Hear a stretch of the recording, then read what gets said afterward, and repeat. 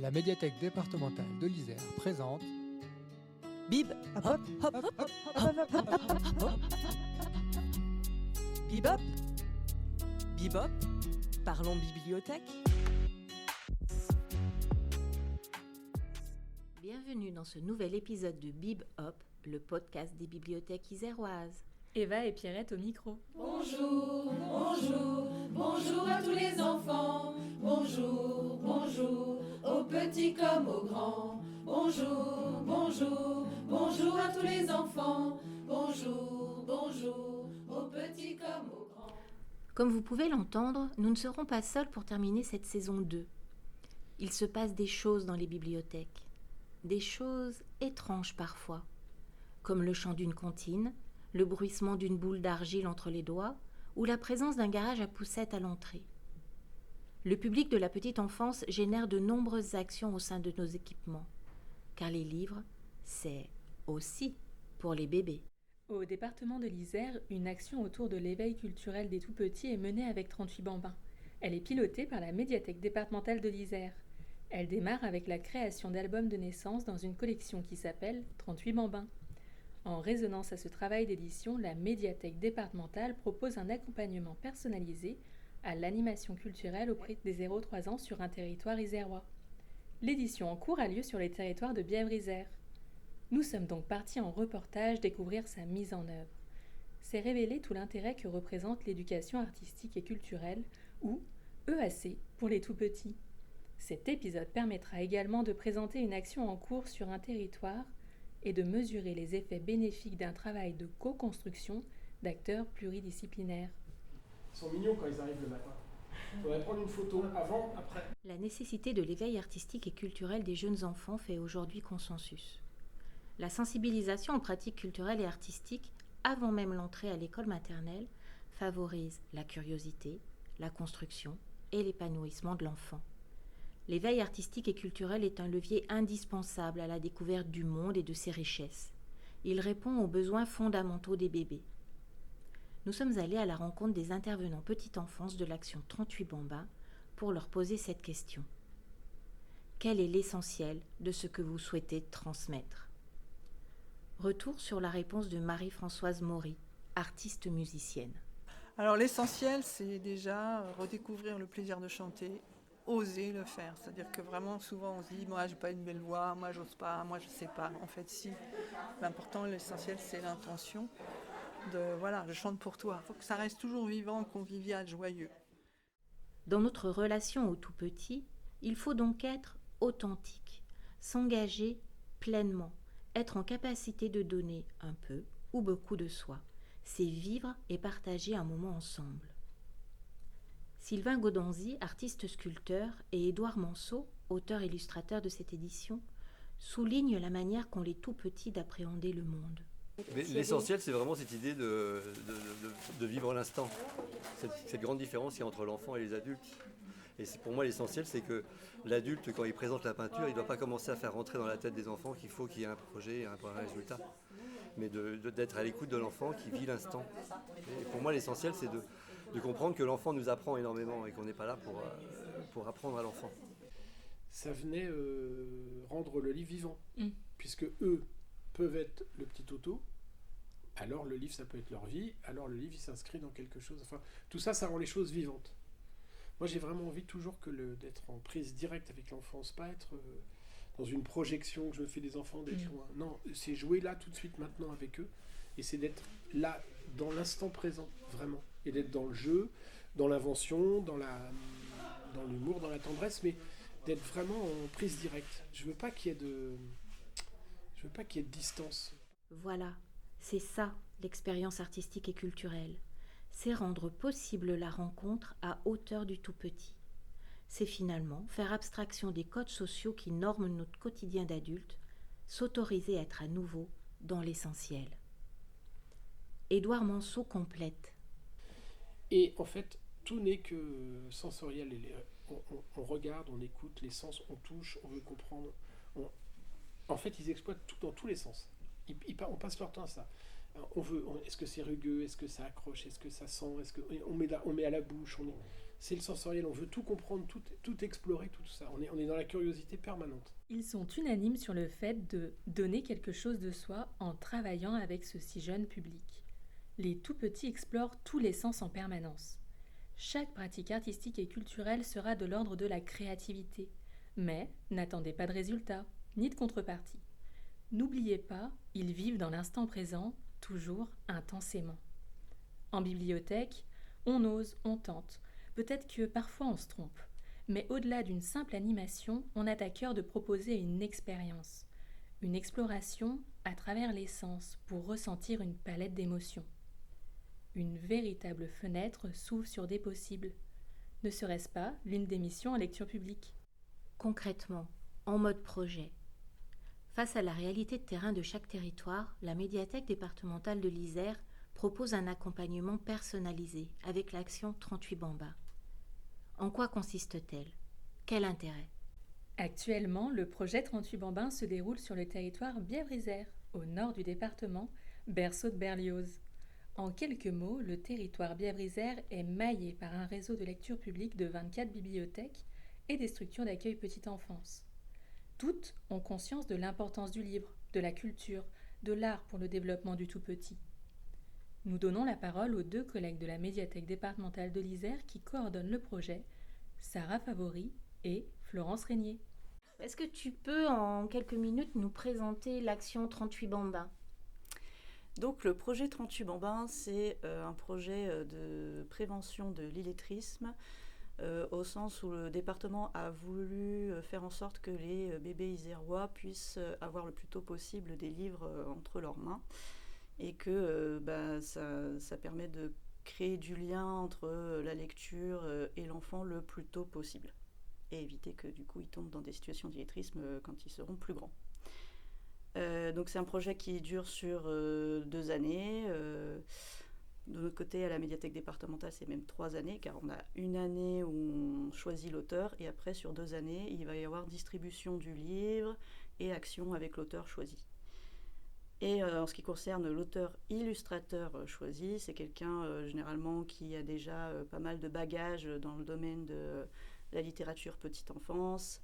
Et donc on choisit des auteurs-illustrateurs déjà connus, qui ont publié pas mal dans ce domaine-là. Et le thème qu'on demande à l'auteur-illustrateur, c'est toujours en lien avec l'Isère. Ensuite, ce qu'on peut aussi ajouter, c'est que le projet 38 Bambins, il va avoir un temps fort sur un territoire isérois. Et donc voilà, chaque nouvelle édition de 38 Bambins, il y a un territoire qui est choisi, qui aura droit à une formation dont Florence va parler, et qui va pouvoir recevoir l'auteur-illustrateur pendant 3 jours consécutifs. Et l'auteur-illustrateur, du coup, va rencontrer un peu le public, le tout public, les tout petits en crèche, dans les relais petite enfance, etc. Ou même d'ailleurs les adultes, les professionnels de la petite enfance ou les parents. L'auteur-illustrateur de cette édition, Édouard Manceau, participe régulièrement à des ateliers et à des rencontres avec ce si jeune public. Vous l'avez entendu au début de cet épisode, il est convaincu et nous précise sa démarche. Le fait de participer à ce projet, c'est ici, maintenant, tout de suite, et puis petit, quoi. C'est vachement important de leur mettre des livres dans les mains maintenant, tout petit. Mais ça, bon, c'est des choses qu'on a répétées, qu'on a dit 1000 fois, qu'on redit encore et qu'on redit encore. Mais c'est important et c'est,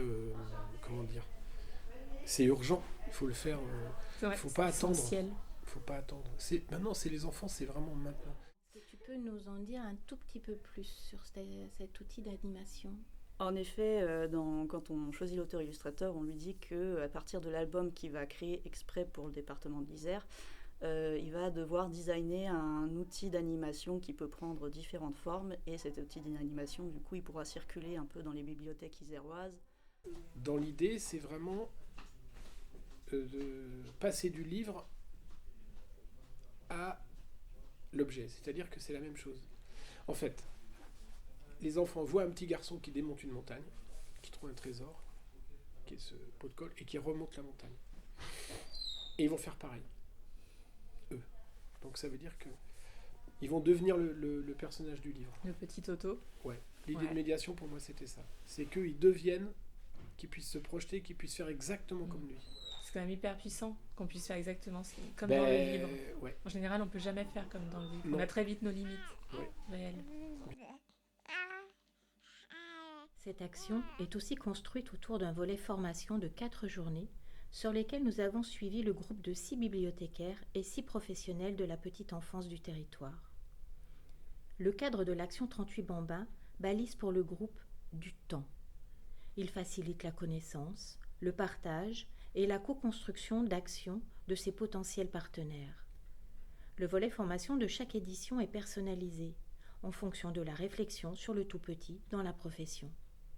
L'offre de formation s'adapte alors au territoire sur lequel il se déroule.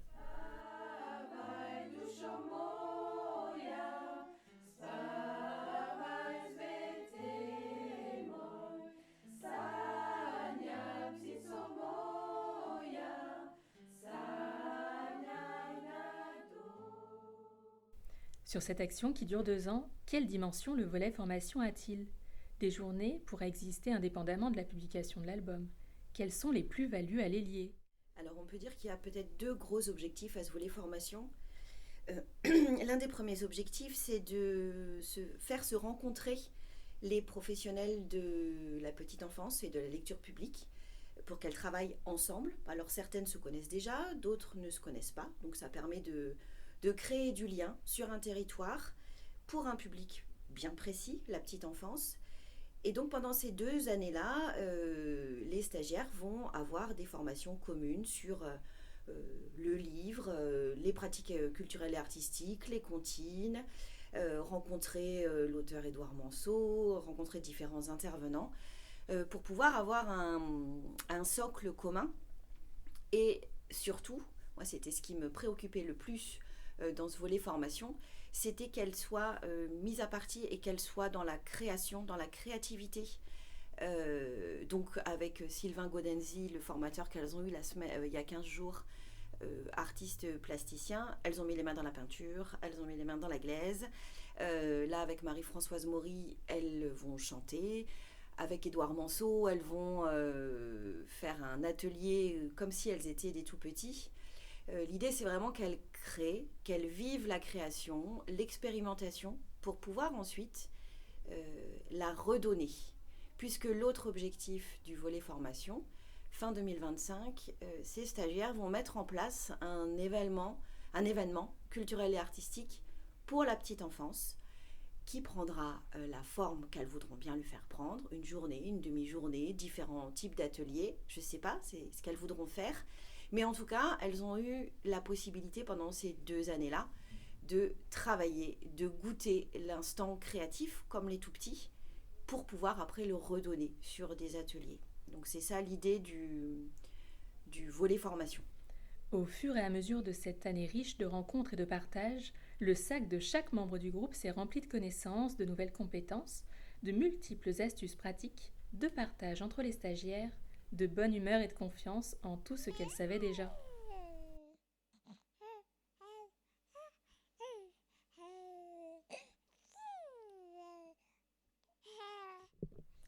Les stagiaires ont allié le plaisir d'être ensemble et des compétences professionnelles à acquérir ou partager, en fonction de son vécu personnel et de son expérience professionnelle. La cohésion du groupe se tisse au fur et à mesure que se déroulent les ateliers d'éveil artistique et culturel où elles sont mises en position du tout petit. Elles prennent conscience des champs professionnels de chacune, des moyens, possibilités et contraintes qui leur sont propres. C'est une parenthèse enchantée. J'ai l'impression que la journée, c'était vraiment consacré qu'à ça et ça permet de repartir avec plein d'idées et des choses à mettre en place au travail. De la plénitude et de la simplicité pour amener les enfants au contact de la peinture. Autant de journées partagées autour du développement cognitif du tout petit, de pourquoi le livre a toute sa place, de l'appréhension de la peinture à une mise en corps collective d'une journée de chant, ainsi qu'une table ronde riche de plusieurs retours d'expérience et de la présence de l'auteur Édouard Manceau. Voilà. Et si tu veux recommencer 2 fois, tu peux recommencer 2 fois. Ah oui, je peux avoir 2 fois la même série. Ouais. Mais je peux pas avoir Tu un peux pas rouge. mettre 3 rouges, non. Ah non, c'est soit toi la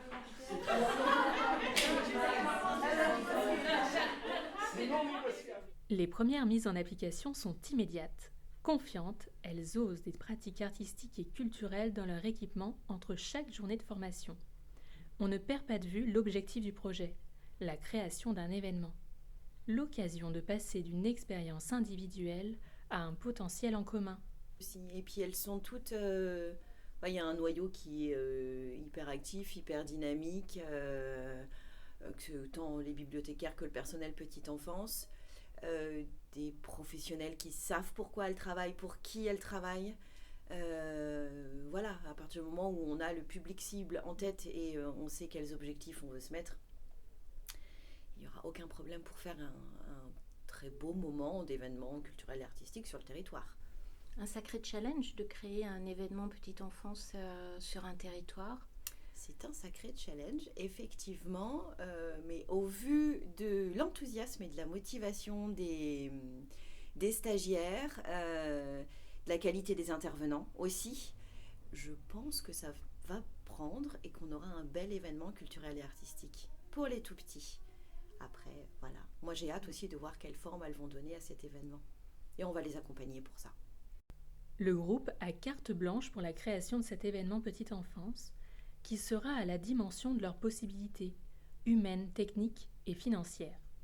Le challenge de départ est de s'intégrer dans la programmation d'un festival culturel et familial du territoire de Bièvre-Isère. Ce n'est plus à l'échelle du quotidien d'une structure, mais bien la proposition d'un temps festif qui sollicite les mêmes apports et rayonne plus largement.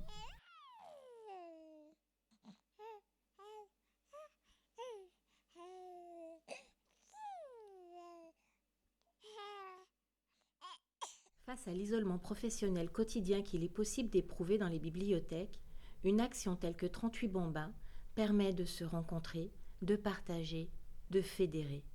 Une grande et belle aventure sur 2 ans à l'échelle du groupe.